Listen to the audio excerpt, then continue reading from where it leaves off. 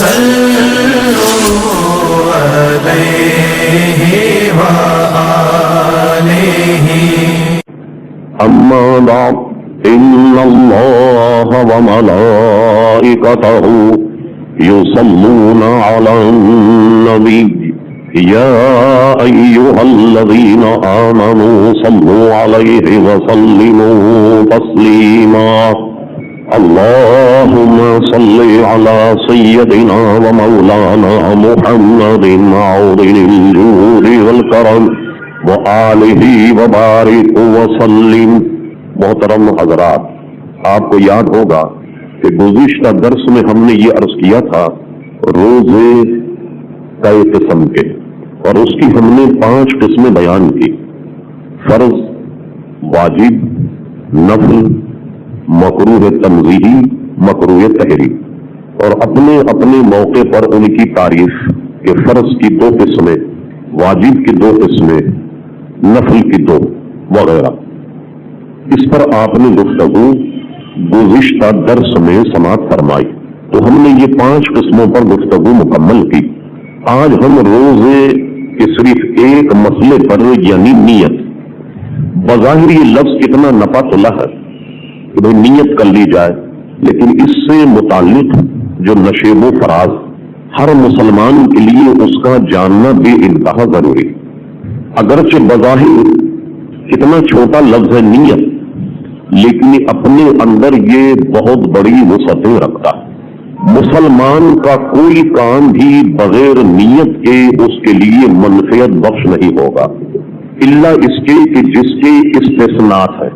ہم چونکہ فقہ حنفی کے مطابق کلام کرتے ہیں تو بعض چیزیں اس میں بلا وجہ کے الجھانا نہیں جو دوسرے مذہب کے علماء یعنی شافعی، حنبلی یا مالکی کہتے، تو ہم جتنی گفتگو کرتے ہیں فقہ حنفی کے متعلق کرتے۔ روزہ ہو یا کوئی چیز، بغیر نیت کے وہ عبادت بالکل بیکار نہ ہونے کے برابر الا ماشاءاللہ، جس کو ہم تفصیل سے انشاءاللہ جب نماز کی شرائط پر گفتگو کریں گے، تو چونکہ نماز کی شرائط میں ایک شرط نیت بھی کہ بغیر نیت کے نماز نہیں ہوگی۔ نیت کی اہمیت کا اندازہ اس سے لگائیے کہ امام بخاری رحمت اللہ تعالی علیہ کو عموماً مشہور ہے کہ 6 لاکھ حدیثیں یاد تھیں یا کم و بیش، بعضوں کا قول اس سے کم کا بھی۔ ایسے آدمی کے لیے جب وہ کوئی کتاب لکھے تو کون سی حدیث کو سب سے پہلے نقل کرے، یہ کتنی اہمیت کا کام۔ اب غور کیجیے کہ امام بخاری نے لاکھوں حدیثوں کو سامنے رکھ کر اور بخاری شریف کا آغاز اس حدیث سے کیا کہ جس کے راوی حضرت عمر ابن خطاب رضی اللہ تعالیٰ عنہ کہ انسان کے اعمال کا دار و مدار نیت پر ہے، انما الاعمال بالنیات، کہ تمام تر اعمال کا دار و مدار نیت پر۔ تو دیکھیے لاکھوں حدیثیں جسے یاد، اور اس حدیث سے آغاز کرنے کا مطلب یہ ہوا کہ تمام عبادتیں بغیر نیت کے پائے تکمیل کو نہیں پہنچے گی۔ نماز کے لیے بھی نیت شرط، حج کے لیے آپ احرام باندھے تو اس میں نیت، طواف اگر کریں تو اس میں نیت ہے، کسی طریقے سے سعی اگر کریں تو اس میں نیت، ہر کام میں نیت ضروری، الا اس کے کہ ہمارے امام اعظم ابو حنیفہ رضی اللہ عنہ کے نزدیک اگر وہ وضو کی نیت نہ کرے اور وضو کر لے وضو ہو جائے گا۔ جیسے میں نے کہا کچھ استثناءات ہر جگہ ملے، کوئی شخص نیت نہ کرے اور ناپاکی کا غسل کر لے غسل ہو جائے گا، جس کو ہم نماز کے مسائل میں تفصیلاً عرض کریں گے۔ ہاں اتنی بات ضرور ہے، اگر وضو کے وقت وہ نیت کرے تو نیت کا بھی ثواب ملے گا اور وضو کا بھی ثواب ملے۔ اسی طرح غسل کی نیت کرے تو نیت کا ثواب بھی ہوگا، غسل کا ثواب بھی ہوگا۔ جبکہ امام شافعی رضی اللہ عنہ کی رائے یہ ہے کہ اگر نیت نہ کرے تو اس کا وضو ہی سرے سے نہیں ہوگا، لیکن ہم اس میں فقہ کی بحث میں زیادہ آپ کو الجھانا نہیں چاہتے۔ تو اس میں غسل بھی ہو جائے گا، وضو بھی ہو جائے گا، لیکن وہ اس کا ثواب نہیں پائے گا۔ اسی طرح تمام کام نیت سے بجا لانے سے، اور نیت میں جتنی وسعت ہوگی، جتنی گہرائی اور گہرائی، ثواب بھی اسی قدر زیادہ ہوگا. جتنی اچھی نیت ہوگی ثواب بھی اسی قدر زیادہ ہوگا. اس کی شرح میں بخاری کی جو پہلی حدیث ہم نے بیان کی، شراح حدیث کہتے ہیں اصل میں ہوا یہ کہ جب حضور صلی اللہ علیہ وسلم نے مکہ مکرمہ سے مدینہ منورہ کی جانب ہجرت کی تو ظاہر ہے کہ صحابہ کرام علیہم الرضوان نے اس لیے ہجرت کی. ایک تو یہ کہ ہم حضور کا ساتھ دے رہے ہیں ہجرت کرنے، اور وہاں ہم پہنچیں گے، حضور کے ساتھ رہیں گے، دین کی خدمت کریں گے وغیرہ وغیرہ. تو ایک صحابہ نے نیت ہجرت کی دینی اعتبار سے نہیں کی، بلکہ مدینہ منورہ میں وہ کسی ایک حسین عورت سے شادی کرنا چاہتے تھے، تو انہوں نے شادی کے لیے ہجرت کی. تو جو ہجرت کی تو اس کا ظاہر ہے اسی کے لیے ان کی ہجرت ہوگی. اگر کسی نے دین کے لیے کی، نیت یہ تھی تو اسے دین سے متعلق اسے منفعت ہوگی. اگر کسی نے نکاح اور شادی بیاہ کے لیے ہجرت کی تو ظاہر ہے کہ اس کو اس کا ثواب نہیں ملے گا. تو نیت میں جتنی اچھی ہوگی اتنا ہی ثواب زیادہ ہوگا. کوئی کام بغیر نیت کے بجا لانا وہ بالکل ایسا کہ گویا اس کو سرے سے اس نے نہ کیا. اب ہم اپنی گفتگو کو محدود کرتے ہیں کہ بہت نفاتلہ ہوتا. آج ہماری مراد ہے روزے کی نیت. نیت کی مختصر تعریف یہ ہے کہ فوراً اگر کوئی آپ سے پوچھ لے تو بغیر سوچے بغیر تردد کے یہ کہہ دے کہ میری نیت یہ ہے. نیت کا مطلب منہ سے کہنا نہیں بلکہ کسی بھی کام کا دل سے ارادہ کر لینا، یہ نیت ہے. ہمارے امام اعظم ابو حنیفہ رضی اللہ تعالیٰ عنہ نے یہ بہتر جانا کہ آدمی دل میں ارادہ بھی کرے، وہ نیت دل میں بھی کرے، اور اپنی زبان اور اپنے دہن سے بھی وہ نیت کرے کہ جو کام وہ کرنے چلا. تو ہم چونکہ گفتگو روزے تک محدود رکھتے تو روزے کی نیت جو ہے غروب آفتاب کے بعد سے لے کر ضحوہ کبریٰ، یہ نیت کا روزے کا وقت ہے. لیکن بہتر یہ ہے کہ وہ رات میں نیت کرے. اب اس کے ہم مختلف پہلو عرض کرتے ہیں تاکہ سلسلے وار آپ سمجھ لیں. مثال کے طور پر ایک شخص نے آج مغرب کی نماز کے بعد یہ نیت کی کہ میں کل روزہ رکھوں گا، حالانکہ وقت تو کافی ہے لیکن یہ نیت اس کی درست ہو جائے گی. اچھا، ضحوہ کبریٰ کا مطلب یہ، اس کی علامت یہ ہے کہ مثال کے طور پہ آپ یوں سمجھیں کہ ایک پیلی زمین پر کاغذ، اب ادھر سے سورج طلوع ہو رہا. جب سورج طلوع ہوگا تو آپ دیکھیں گے کہ اس لکڑی کا یا اس قلم کا سایہ جانب مغرب پڑے گا. ٹھیک، تو اب کیا ہوگا کہ سورج نکلنے کے بعد جو سورج طلوع ہوتا جائے گا یہ سایہ ادھر سے بلند ہوگا. بلند ہونے کے بعد جب سورج بالکل سر پر آ جائے تو آپ دیکھیں گے کہ آدمی کا سایہ بالکل اس کے پیروں میں یا قدموں میں ہوتا. تو نصف النہار یعنی جس وقت سورج بالکل سر پر آ جائے تو اب یہ ممانیت کا وقت ہے. جب تک سورج ادھر ہے اور اس تیلی کا سایہ ادھر پڑ رہا ہو، اس دورانیہ جو ہے وقت کا، سورج کا بالکل سر پہ آنے سے پہلے تک کا جتنا وقت ہے، آپ اگر نماز کا کیلنڈر دیکھیں تو ہم نے جو دارالعلوم امجدیہ سے کیلنڈر نکالا اس میں ہم نے یہ وقت بھی رکھا کہ اتنے وقت سے اتنے وقت جو ہے یہ ضحوہ کبریٰ ہے. نصف النہار پر جب تک سورج ہوگا اس وقت کوئی نماز جائز نہیں، سجدہ جائز نہیں، یہاں تک کہ علماء فرماتے تلاوت قرآن بھی بہتر نہیں. البتہ بالکل نصف نہار کے وقت میں جنازہ آ جائے، عموماً جو بیچارے علماء یا ائمہ ہمارے مسائل نہیں جانتے وہ کہتے رکھ دیجیے جناب یہ زوال کا وقت ہے بعد میں پڑھائیں. حالانکہ اگر جنازہ تیار ہو تو اس کو زوال کے، جس کو عوام کہتے ہیں نصف نہار، اس وقت بھی اگر جنازہ پڑھ لیا جائے تو نماز ہو جائے گی، نماز جنازہ. اس کے لیے ہم انتظار نہیں کریں گے کہ ظہر کا وقت ہوگا تب ہم نماز جنازہ پڑھیں گے، بشرط یہ کہ میت تیار، اس کے لیے ہم انتظار نہیں کریں گے اگر وہ نصف نہار پر بھی آ جائے. تو ایسے وقت میں کوئی نماز بھی جائز نہیں. اب روزے کی نیت کی تو نیت معتبر نہیں ہوگی.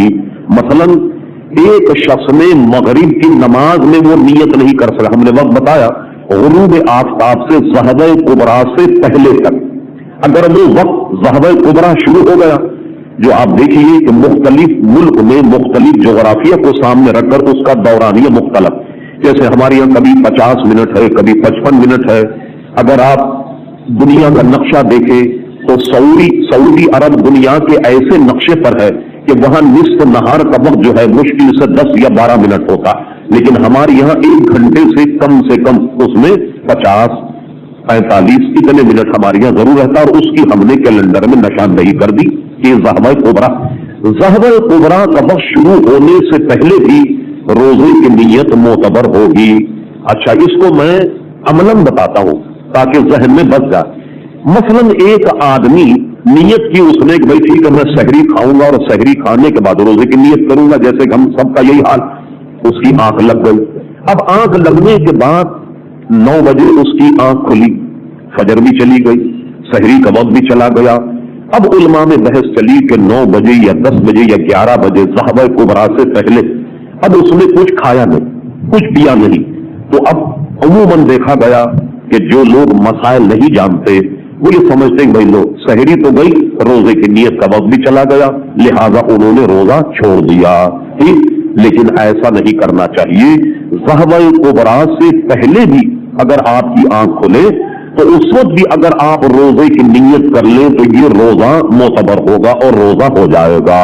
لیکن اس میں ایک باریک نقطہ یہ ہے، اگر آپ نے نیت کی کہ میں اب روزے کی نیت کرتا ہوں تو روزہ کب سے شروع ہوا آپ کا، لیکن روزے کا دوران یا تو 3 گھنٹے پہلے شروع ہو گئے یا 4 گھنٹے گزر گئے. تو اس میں ہمارے فقہا کہتے ہیں کہ یوں نیت کرے گا کہ میں صبح صادق سے روزہ رکھتا ہوں، یعنی میری نیت جو ہے روزے کا جو دورانیہ جیسے سحری شروع ہو گیا تو میں اس وقت سے روزے کی نیت کرتا ہوں. اگر اس نے یہ کہا کہ میں اب سے روزے کی نیت کرتا ہوں، یہ نیت اس کی معتبر نہیں ہوگی اور اس کا روزہ نہیں ہوگا.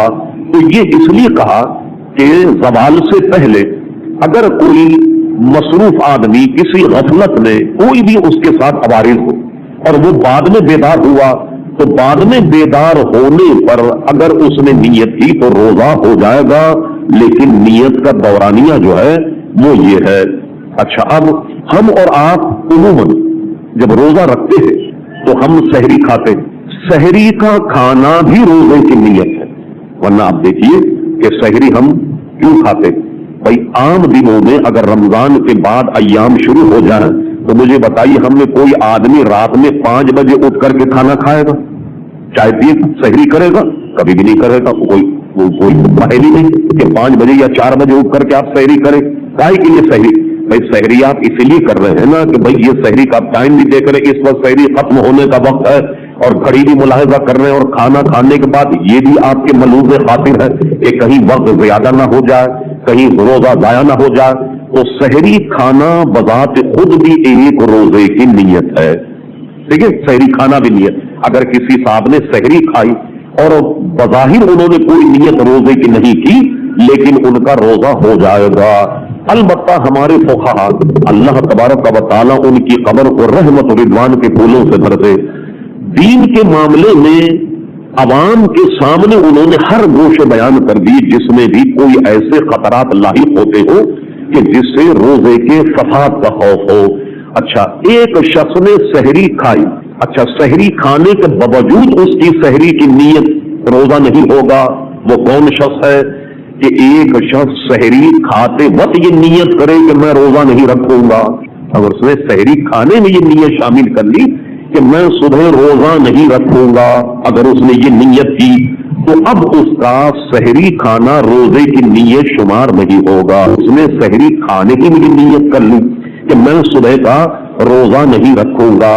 اور یوں بھی ہے کہ بالفرض کسی آدمی نے یہ کہا سحری کھانے کے بعد کہ میں صبح روزہ نہیں رکھوں گا، لیکن جب صبح ہو گئی وقت پر اس نے سحری کھائی، کوئی اور ایسے معاملات نہیں جو روزہ توڑنے والی چیزیں ہیں. اب اس کا پروگرام بدل گیا، صبح ہونے کے بعد بھائی کچھ کھایا پیا بھی نہیں اس نے. اب وہ اگر نیت کر لے کہ میں صبح سے روزے دار ہوں تو اب بھی اس کا روزہ ہو جائے گا، اس لیے کہ نیت کا دورانیہ جو ہے وہ ابھی موجود ہے.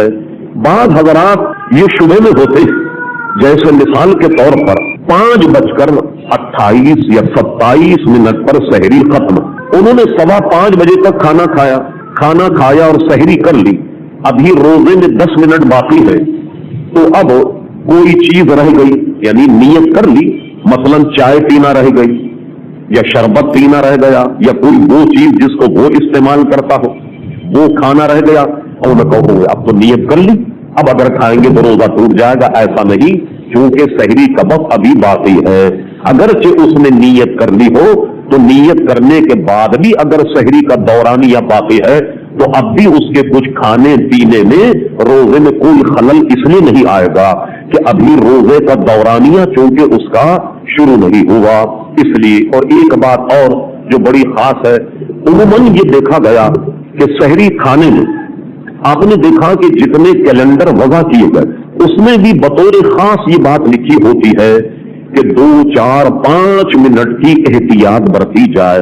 आप जानते हैं ये जो रोजे का दौरानिया जो हम ये वक्त निकालते हैं ये एक पूरा इल्म है जिसको इल्म तौकीद कहते हैं। इसके माहिरीन जो है वो इससे हिसाब बदा करते हैं तुलू और गुरूब को सामने रख के कि सुबह सादिक जो है वो कब होगी।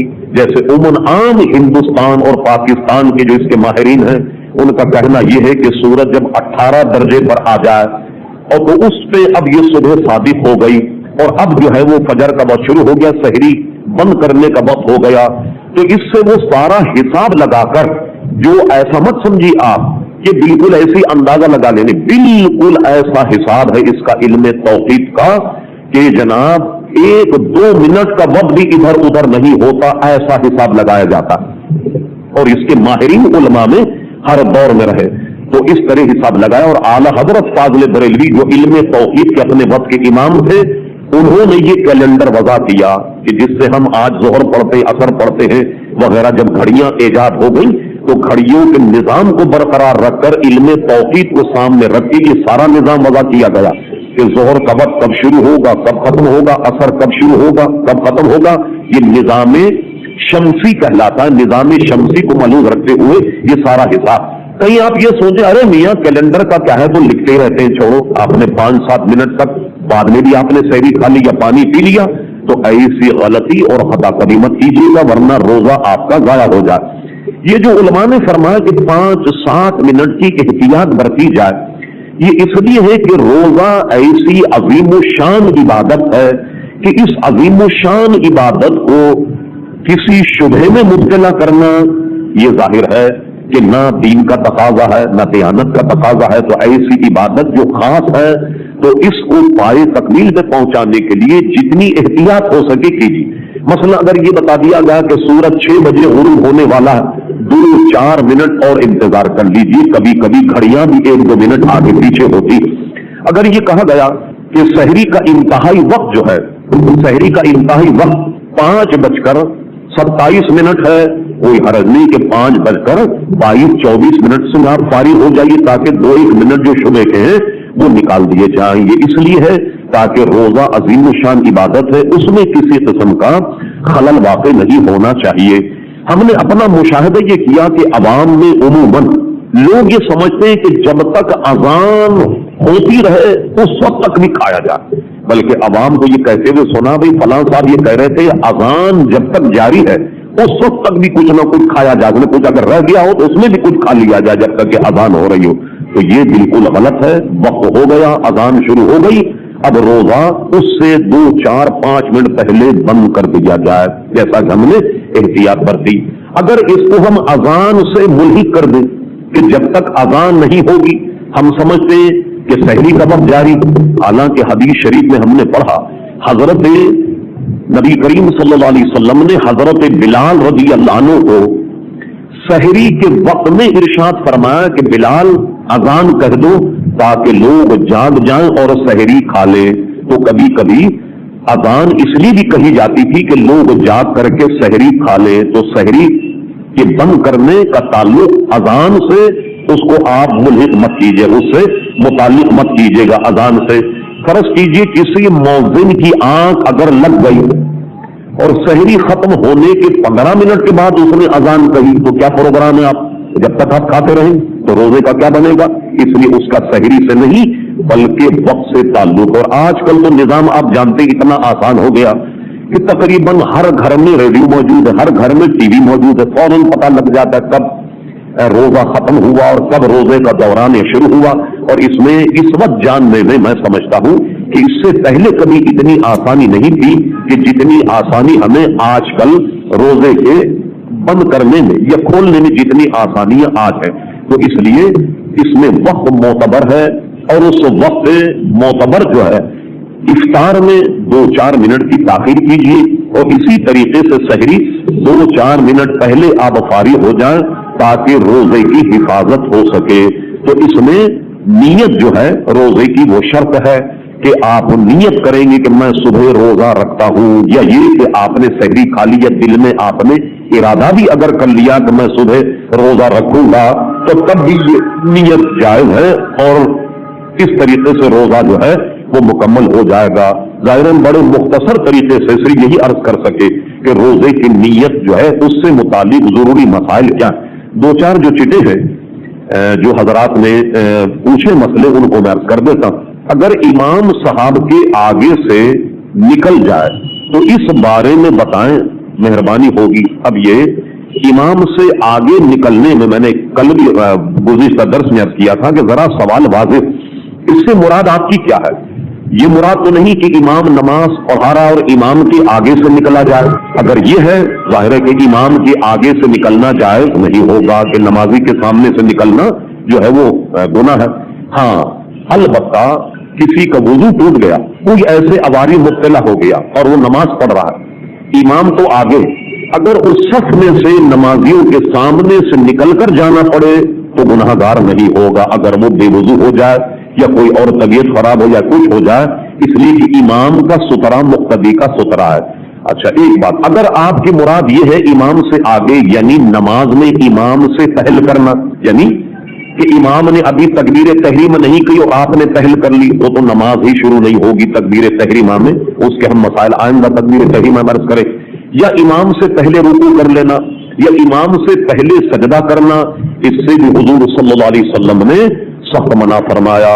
بلکہ ایک حدیث شریف میں تو فرمایا حضور صلی اللہ علیہ وسلم نے، مجھے خوف ہے کہ اللہ تبارک و تعالیٰ اس آدمی کا سر کئی گدھے کے سر سے مشابہ نہ کر دے جو امام سے پہلے سجدہ کرتا ہو اور امام سے پہلے سجدے سے سر اٹھاتا ہو۔ اگر امام سے آگے نکل، میری گزارش ہے کہ سوال صاف کیجیے تاکہ میری سمجھ میں یہ آ جائے آپ پوچھنا کیا چاہتے ہیں، تاکہ لوگوں کا وقت بچ جائے۔ اکثر عورتوں میں مشہور ہے کہ عصر سے مغرب تک کا روزہ بہت برکت والا ہے، عصر سے مغرب تک کا کوئی روزہ شرم نہیں ہوتا۔ البتہ یہ مشرب ہے کہ بعض صوفیہ عصر سے مغرب تک کھانے پینے سے پرہیز کرتے ہیں، لیکن یہ مذہب نہیں، یعنی عصر اور مغرب کے درمیان روزہ ہوتا ہے، کوئی کھانے پینے کی ممانعت ہے، ایسا نہیں۔ اب یہ تو آپ نے پوچھا تو میں بیان کر چکا کہ صبح صادق کا وقت کب شروع ہوتا ہے، تو اب اگر آپ علم توقیت کے مطابق ہو تو سورج 18 ڈگری پر ہو، اور ورنہ یہ کیلنڈر جو ہے یہ ساتھ چھپے ہوئے موجود ہے، ایک آدھ آپ بھی اپنے گھر میں لگا لیجیے تاکہ پتہ لگ جائے کہ صبح صادق کا وقت کب شروع ہوتا ہے۔ ناف کے نیچے کے بال کہاں سے کہاں تک کاٹنا چاہیے؟ اس میں ناف کے نیچے کا حصہ کہ جس میں آدمی کے خصوص یہ شرمگاہ یہاں تک کہ مقت جو پاخانے کا مقام ہے اس کے نیچے تک کے یہ بال کاٹے جائیں گے، اور یہ زیادہ بڑھنے کو منع کیا گیا پخانے۔ لیکن یہ بھی غلط ہے کہ لوگوں مشہور ہے کہ ناپاکی کے بال اگر تراشے نہ جائیں تو کھانا پینا حرام ہو جاتا ہے، نہیں، بلکہ زیادہ بڑے نہیں ہونا چاہیے، اور اس کو جب بھی بڑھ جائیں فوراً ان کو تراش دیا جائے۔ یہ بڑا اچھا مسئلہ پوچھا کہ سامنے ہم نے پرسوں یہ عرض کیا تھا کہ جس شخص کا وضو ٹوٹ جاتا ریا خارج ہونے یا قطرے آنے کی وجہ سے، تو ایسے شخص کو احرام باندھنے سے پہلے حالت احرام میں کیا کرنا چاہیے؟ اچھی بات آپ نے پوچھی۔ ظاہر ہے کہ پیشاب کا قطرہ اگر احرام میں لگ گیا احرام ناپاک ہو جائے گا۔ ہمارے مذہب میں جیسے نماز کے لیے طہارت شرط ہے، اسی طرح طواف کے لیے بھی آدمی کے لیے طہارت شرط ہے کہ بے وضو طواف نہیں کرے گا، اور اس کو بھی اسی طرح پاک ہونا ضروری ہے جیسا کہ نماز میں پاک ہوتا، الا ماشاءاللہ جو اور اس میں مخفی مسائل ہیں اس کو ہمیں ابھی آپ کو الجھانا نہیں چاہتے۔ اچھا اب وہ کیا کرے گا؟ اس سلسلے میں وہ یہ کرے، انڈرویئر اگر پہنے گا، ظاہر ہے کہ یہ سلا ہوا، اور سلا ہوا کپڑا احرام کی حالت میں پہننے کی ممانعت اور دم لازم ہو جائے گا، یعنی اس کو ایک قربانی کرنی ہوگی، تو اس کو چاہیے کہ وہ ایک لنگوٹ قسم کا کپڑے میں تراشے. جیسے عموماً آپ نے دیکھا کہ پہلوان لوگ لنگوٹ باندھتے ہیں، اس طرح کا لنگوٹ اس طریقے سے تراشے کہ بیچ میں ایک پٹی لے کر اور اس طریقے سے اس کو لے جائے، اور یہاں سے ایک پٹی جو یہاں کمربند کی طرح باندھنے کی ہو، اس طریقے سے اس کو اپنے یہاں باندھ کر اور سامنے کی جو پٹی ہے اس کو جہاں وہ گٹھان لگا اس پٹی سے نیچے لے جائے، یعنی وہ بغیر سلاوہ انڈر ویئر بن جائے گا. اس کے نیچے اگر وہ ایسے عوارض مبتلا ہے کہ اس کا 2-5 منٹ بھی وضو قائم نہیں رہتا، یہ تازہ وضو کرے، اس قسم کا لنگوٹ باندھے، اور لنگوٹ کے اندر کوئی پرانا کپڑا یا کچھ ایسی چیز کہ جو لنگوٹ کو بھی خراب نہ کرے اور احرام تک نہ پہنچے، اس طریقے سے باندھ کر وہ ایک وضو سے ایک طواف کر سکتا ہے، یعنی ایک طواف سے مراد 7 پھیرے جو ہیں وہ کر سکتا ہے. اور اس کے بعد میں جب اس نے طواف کر لیا، یہ مسئلہ بھی جو ایسے مرض میں مبتلا اس کے لیے یاد رکھنے کی ضرورت ہے، اور دوسرے بھی یاد رکھے تو اس میں بڑی سہولت ہوگی. جب اس نے طواف کر لیا تو طواف کرنے کے بعد میں صفا اور مروہ کرنے کے لیے ہمارے امام صاحب کے نزدیک طہارت شرط نہیں ہے. یعنی اگر کوئی شخص طواف کرنے کے بعد بے وضو ہو گیا اور بے وضو کی حالت میں بھی وہ صفا مروہ کی صحیح کرے گا، کہ صفا مروہ کی صحیح ہو جائے گی، اس لیے کہ اس میں طہارت شرط نہیں ہے. ہو سکتا ہے کہ آپ اس معاملے پر ہنسے میری یہ گفتگو سن کر. اگر کوئی ایسے صاحب جن کو یہ قطرے کی بیماری ہے تو وہ تقریباً 2 گز چوڑے عرض 2x2 کے عرض کا کپڑا اگر وہ لے آئیں تو میں انہیں لنگوٹ کاٹ کر دے دوں گا کہ اس طریقے سے لنگوٹ باندھے، ان کو باندھنے کا طریقہ بتا دوں گا، اور اپنے ہاتھ سے لنگوٹ کاٹ کے بھی دے دوں گا میں، تاکہ انہیں کسی قسم کی دشواری نہ ہو. اس کے لیے بھی مسائل کے علاوہ لنگوٹ کی خدمات بھی حاصل کرنے کے لیے فقیر حاضر ہے. اگر کسی صاحب کو ایسا معاملہ ہو تو میرے پاس 2x2 جس کا چوڑا عرض ہو تاکہ اس میں جوڑ لگانے کی ضرورت نہ ہو، تو 2x2 عرض کا کپڑا میرے پاس لے آئے، اور قینچی بھی ساتھ لے آئی تو آپ کے سامنے کاٹ کر اور میں آپ کو بتا دوں گا کہ طواف میں اس کو کس طریقے سے باندھا جائے. یہ مسائل چلی آج ہی، اس کا ہم نے جواب دے دیا. دعا فرمائے جی کرے گا، اس کے لیے دوسرا وضو کرے گا، وہ دوسری کا وضو، ہاں اس کے لیے دوسرا کرے گا. ربنا تقبل منا انك انت السميع العليم وتب علينا يا مولانا انك انت التواب الرحيم ببركة ان الله وملائكته يصلون على النبي يا ايها الذين امنوا صلوا عليه وسلموا تسليما. اللهم صل على سيدنا ومولانا محمد معوض الجود والكرم وآله وبارك وسلم صلاة وسلاما عليك يا سيدي يا رسول الله. سبحان ربك رب العزة عما يصفون وسلام على المرسلين والحمد لله رب العالمين برحمتك يا أرحم الراحمين.